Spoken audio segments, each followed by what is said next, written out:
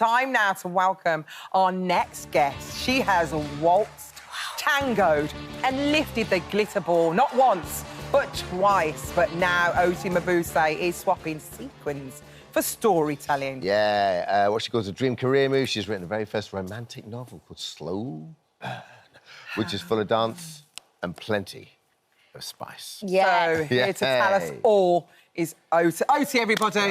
Oti's here. We're very excited. So it's your first novel. Yes. Let's just look at who it's about.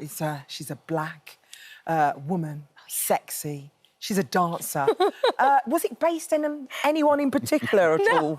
I know where you're taking this. No, actually, I love reading books and I love reading spicy novels. So when the opportunity came to actually write one, I was like, why not write what I read? And yes, she's black, she's beautiful, she's talented, she's ambitious, and I think that we need that. And I relate to that. I relate to all those stories.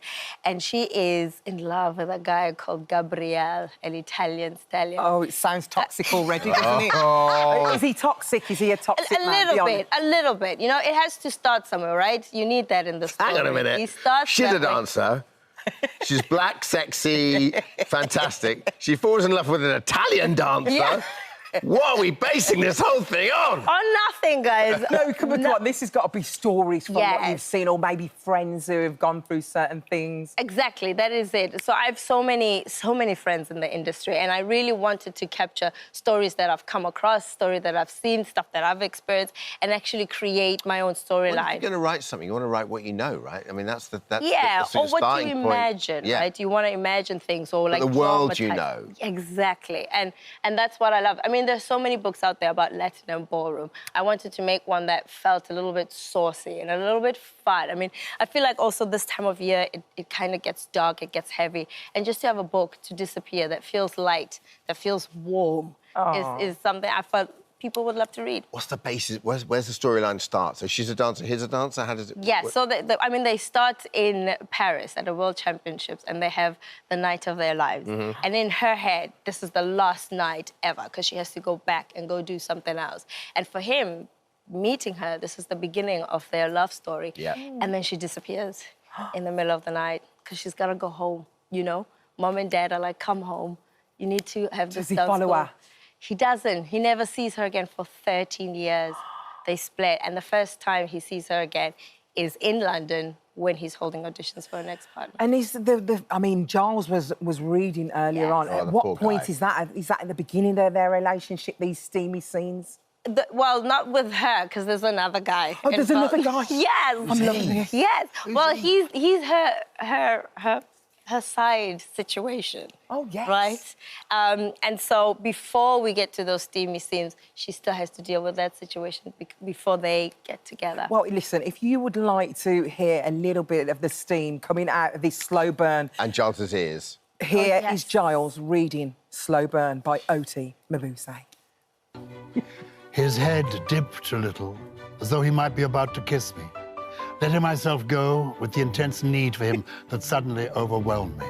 I rocked forward onto my toes, pressing my chest into his strong, wide one, lifting my chin, ready for him to press his lips against mine.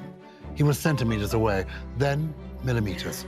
Our chests were rising and falling as we looked into each other's eyes. My heart was racing so hard, I was sure he could feel it. And then he pulled back. I'm loving this. Is that to have a lie down? I mean... You've done him in for the weekend. I mean, I've not let my parents read it for that exact reason. Are you joking? No, because it feels like my dad was reading that. You know they're going to be running to the shop right now to go and get it. Has your husband read it yet? He has. He's also completely gone pink. That's the first time I've ever seen him pink. And he was like, baby, what did you write? And I was like, well, enjoy it. So it's really raunchy, so people are going to love this. I mean, I heard a phrase earlier. What was it again? Verbal pregnancy. I've never heard of that before. Apparently, I don't know what does it even mean? It's your phrase. It's just talking. It's just basically just talking, being full of words, being full of excitement about the good stuff. I cannot wait. Oh, I thought it meant you talk and then suddenly you're like... You're pregnant. That could happen. We could reform it. And then if the babies do come, please name them Oti. Obviously, you've written some children's books. Yes. How did you find writing a novel? Because you can take it anywhere you want, really. Yeah, children's books, I love that, but it's completely different worlds, right? Yeah. Children, you're getting feelings out there, you're getting joy. I wanted them to learn, I wanted them to have that experience.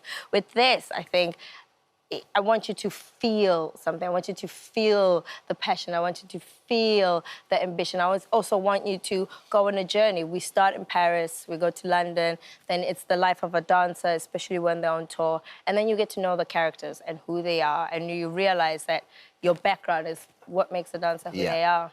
And they're worlds away, but at the same time, it's all just a creative process. So you got the writing and the choreography. And in many ways, they start from the same place, which is a blank page, right? Yes, exactly. And both of them start off as professionals. One is going to accelerate, and one has to give up that incredible career just to, as you know, be safe, do the safe thing that mom and dad say that she has to do.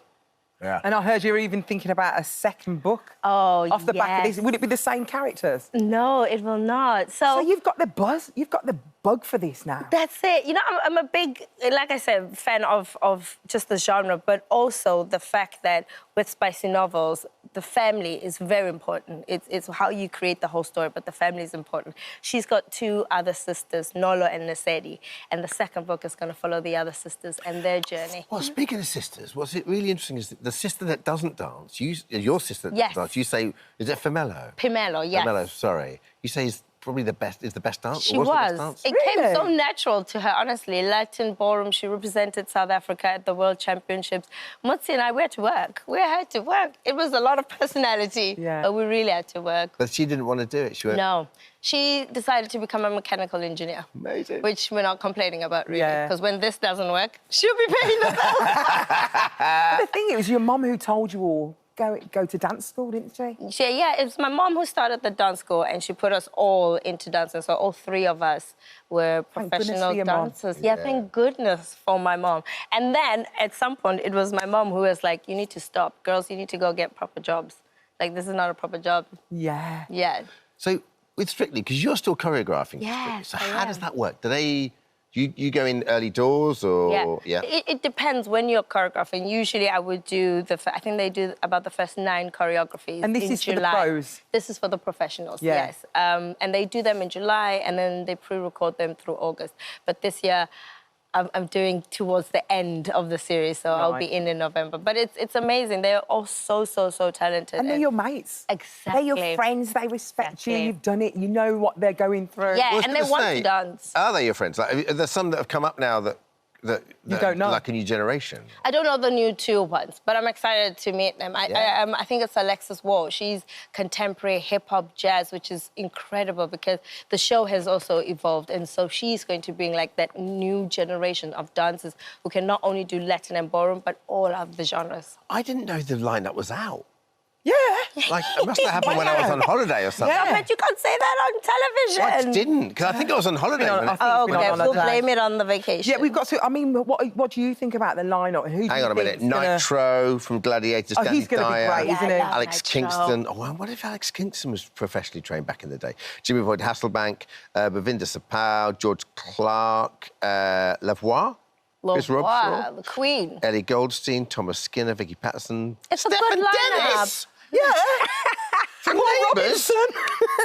Paul Robinson. It's Robbo for the win. There we go. Come on. Is there anyone you think, they're going to be good? I mean, like just by the look. Just by the look. I like Nitro, and I think he's full of personality. He's familiar to the BBC audience on Gladiators. I think he's got a great chance. Vicky Patterson, very nice girl, very popular, beautiful, and I think she's talented. And Danny Dyer, I think, will be like the silent horse, because she's so sweet. Yes. Then she's going to come out and give us a wicked paso doble, and we're going to be like, what? Is it true that you and your sister, Matsu, you have like a little sister debrief at the end of Strictly? We do. Is that true? After every episode, she calls me and she goes, girl, you don't know what happened. I'm like, tell me. And it's like 2-3 hours. We're just on the phone. You get all the gossip, all the drama. Yeah, so I kind of watch the show back with her, and then we debrief. We just talk about it and we discuss it. And it's like our sisterly thing. Can you work out who do you think is going to be in the final from, like, the first couple of weeks? Or are they I could tell you week 1 who I think is in the final, but it has to happen first. And then From week 1, you can say who's going to be in the final? Yeah, but I think all of us can. All of us can. We go, Unless something kicks off. But usually But you never can tell them. No, you never say anything. You never let them know. No. But you can kind of see people have potential, who's likable, who's got a bigger audience. You could. But also, I guess, who you can see who's got some skills but can progress and. Yes. But there's always one surprise. That's the nice thing. And I think that's why people love Strictly. It's just that anyone who grows from week 1 until week 10 into the final, they completely change the public's perspective of them. And that's what's the hook. Oti's the only one who has ever won Strictly twice. No one else has No, that. back to back. There is someone who won it twice. Aliona won it twice. Thank you. But you know what? I love that you're my sis and you got my back with that, though. Yes, I am. You got your back with this. Best of luck with the book as well. Thank you. Hi, everyone. Just wanted to say thank you for visiting our This Morning YouTube channel. Now, listen, we upload new content every day, so go ahead and hit that subscribe button so you don't miss out. And we'll see you in the morning.